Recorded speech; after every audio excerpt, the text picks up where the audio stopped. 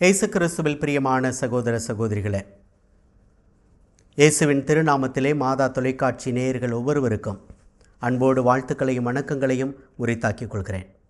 ஆண்டவர் இயேசு கிறிஸ்து இன்று 5000 பேருக்கு உணவளித்த அந்த ஓமையை சொல்கிறார். அந்த திரு நிகழ்வை பற்றி வாசிக்கின்றோம். ஆண்டவர் இயேசு கிறிஸ்து 5000 பேருக்கு உணவளிப்பதற்கு முன்பாக அவரை பார்ப்பதற்கு ஏராளமான மக்கள் வந்திருக்கிறார்கள். அவரோடு நின்று கொண்டிருக்கிறார்கள். ஆண்டவர் இயேசு கிறிஸ்துவிடம் இறை வார்த்தையை கேட்பதற்கு தாகத்தோடு அவர் பாதத்தில் நிற்கிறார்கள். அப்பொழுதுதான் சீடர்கள் ஆண்டவர் இயேசு கிறிஸ்துவிடம் வந்து சொல்கிறார்கள். மார்க் நற்செய்தி அதிகாரம் 6 இறை வார்த்தை 35 சீடர்கள் இயேசுவிடம், இவ்விடம் பாலை நிலமாயிற்றே, ஏற்கனவே நெடுநேரம் ஆயிற்றே, உணவு வாங்க இவர்களை அனுப்பிவிடும் என்று சொல்கிறார்கள். சீடர்கள் என்ன மனசாட்சியோடு இந்த வார்த்தையை ஆண்டவர் இயேசுவிடம் சொல்கிறார் என்பது தெரியவில்லை. ஏற்கனவே இது பாலை நிலம் அப்படின்றாங்க, அதுவும் இல்லாமல் இது நெடுநேரம் ஆகிவிட்டதே அப்படின்றாங்க. அப்போ என்ன சொல்லியிருக்கணும்? ஆண்டவரே, பாலை நிலமாயிருச்சு, இது நெடுநேரம் ஆயிருச்சே, இவங்களுக்கு ஏதாவது உணவு கொடுக்கணுமே, இவங்களுக்கு எதனா என்ன செய்கிறதுன்னு தெரியல, எத்தனை பேர் நம்மளை நம்பி வந்துட்டாங்களே, நம்மளை நம்பி வந்த அந்த பிள்ளைங்களுக்கு உணவு கொடுக்காமல் நம்ம அனுப்பக்கூடாதே, இந்த என்ன செய்ய முடியும், கவலையாக இருக்குதே, வருத்தமாக இருக்குதே, என் வருத்தத்தை தெரிவித்திருந்தார்கள் என்றால் அது மகிழ்ச்சியாக இருந்திருக்கும். ஆனால் இவங்க என்ன சொல்கிறாங்க? இவங்களை அனுப்பிச்சி விடுங்க, அவங்க போய் ஏதாவது சாப்பிட்டுக்கிறட்டும், அவங்க ஏதாவது வாங்கிக்கிறட்டும், அவங்க ஏதாவது வெளியில் போய் அவங்க உணவை அவர்கள் பார்த்து கொள்ளட்டும், நாம் இங்கே தனியாக உணவுகளை பார்த்துக்கொள்ளும், நீங்கள் எங்களை கவனிச்சுக்குவீங்க, நீங்கள் எங்களை பார்த்துக்குவீங்க என்ற ஒரு சுயநல எண்ணத்தோடு சீடர்கள் பேசுவதை பார்க்க முடியும். ஆனால் ஆண்டவர் இயேசு அவர்களுக்கு பாடம் புகட்டுகிறார். சீடர்களுக்கு பாடம் புகட்டுகிறார். என்ன பாடம் புகட்டுகிறார் என்று? நீங்களே அவர்களுக்கு உணவு கொடுங்கள் அப்படின்றாரு.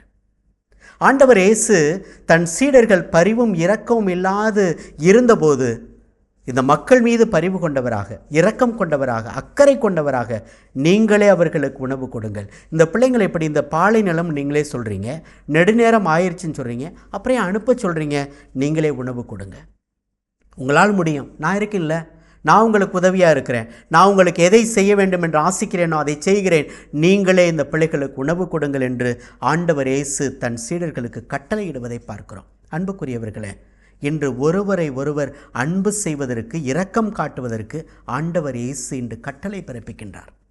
சுயநலத்தோடு வாழ்வதற்கல்ல. உணவு கொடுப்பது என்பது பிறர் மீது கொள்ளுகின்ற அக்கறையும் இரக்கத்தையும் வெளிப்படுத்துவதற்காக. இன்று வாசிக்கப்படுகிற முதல் வாசகம் யோவான் எழுதிய முதல் திருமடல் அதிகாரம் 4:7 சொல்லப்படுகிறது. அன்பார்ந்தவர்களே, ஒருவர் மற்றவரிடம் அன்பு செலுத்துவோமாக, ஏனெனில் அன்பு கடவுளிடமிருந்து வருகிறது, அன்பு செலுத்தும் அனைவரும் கடவுளிடமிருந்து பிறந்தவர்கள் என்று சொல்லப்படுகிறது. அப்போ கடவுளிடமிருந்து பிறந்தவர்களாக நாம் ஒவ்வொருவரும் பயணிக்க வேண்டும், இரக்கமும் அக்கறையும் அன்பும் கொண்டவர்களாக. சீடர்கள் அப்படி செய்ய தவறிய போது ஆண்டவர் அதை சுட்டி காட்டுகிறார். நீங்கள் அவர்களுக்கு உணவு கொடுங்கள் என்று அக்கறையோடு அவர்களுக்கு பாடம் புகட்டுகிறார். இயேசு கிறிஸ்துவில் பிரியமானவர்களே, இந்த தாய் உள்ளத்தோடு பிறரை கவனிப்பது, தாய் உள்ளத்தோடு இன்று பிறரை நேசிப்பது என்பது நம் ஒவ்வொருவருக்கும் இருக்க வேண்டிய உன்னதமான பண்பு என்பதை ஆண்டவர் இந்த நாளிலே சுட்டி காட்டுவதாக பார்க்க முடியும். எபிரேயர் திருமடல் அதிகாரம் 10 இறை வார்த்தை 24 சொல்கிறது, அன்பு செலுத்தவும் நற்செயல்கள் புரியவும் ஒருவரை ஒருவர் தூண்டி எழுப்ப கருத்தாயிருப்போமாக என்று சொல்லப்படுகிறது. அப்போ இறை வார்த்தை அன்பு செலுத்துவது என்பது, நான் அன்பு செய்கிறேன் அப்படின்றத மட்டும் சொல்லி கொண்டிருந்தால் பத்தாது, அதை செயலில் காட்டுகின்ற அன்பாக மாற்ற வேண்டும். அதைத்தான் இந்த ஆண்டவர் இயேசுவும், நான் அந்த மக்களை அன்பு செய்கிறேன் என்று நினைத்து கொண்டிருந்தால் பத்தாது, அதில் செயல்பாட்டுக்கிட்டு செல்கின்ற, நீங்களே அவர்களுக்கு உணவு கொடுங்கள் என்று செயல்பாட்டுக்கிட்டு செல்கின்ற அன்பாக மாற வேண்டும் என்பதை ஆண்டவர் இந்த நாளில் சுட்டி காட்டுகிறார். அப்போ அன்பு செலுத்துவதும் நற்செயல்கள் புரியவும் ஒருவரை ஒருவர் தூண்டி எழுப்புவோமாக என்ற இறை வார்த்தை இன்று நமக்கும் உன்னதமான இறை வார்த்தையாக மாற வேண்டும் என்பதை மனதில் இருத்தி சிந்திக்க வேண்டும். பேதுரு எழுதிய 2வது திருமடல் அதிகாரம் 1 இறை வார்த்தை 7 சொல்கிறது, சகோதர நேயத்தோடு அன்பு கொண்டு விளங்குமாறு முழு ஆர்வத்தோடு நீங்கள் முயற்சி செய்யுங்கள்.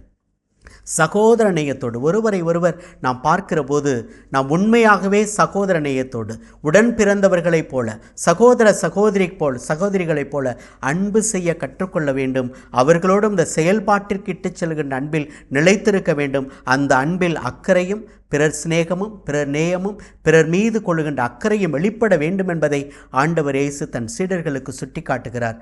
அதையே நமது வாழ்விலும் இன்று வாழ்வதற்கு ஆசைப்படுவோம். இறைவன் நம்மையும் உயர்த்த காத்திருப்பாராக. ஆமேன். இயேசுவுக்கு புகழ், இயேசுவுக்கு நன்றி. மரியே வாழ்க.